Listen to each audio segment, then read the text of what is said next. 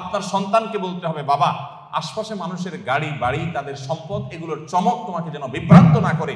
তোমার বাবা হিসাবে আমি অসৎ উপার্জন করি নাই, তুমি অসৎ উপার্জন করবে না।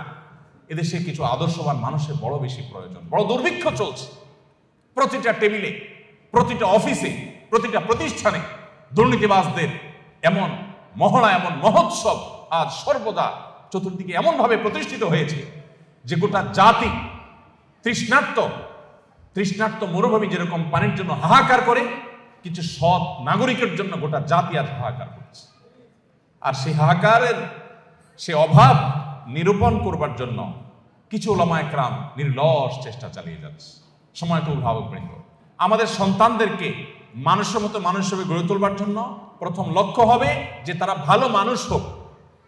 আপনার সন্তান পরীক্ষার হলে যাচ্ছে, কয়জন বাবা মা আছেন যে এই কথা বলতে পারেন যে আমার সন্তানকে বলেছি যে বাবা পরীক্ষার হলে গিয়ে কোনো নকল করবে না, অবৈধ উপায়ে তুমি কোনো কিছু আনসার করার চেষ্টা করবে না, খাতায় কিছু লেখার চেষ্টা করবে না, কারোর কাছ থেকে দেখে দেখে লেখার চেষ্টা করবে না, তুমি যা জানো তা লিখবে, তুমি ফলাফল যাই পাও আমরা অ্যাপ্রিসিয়েট করব।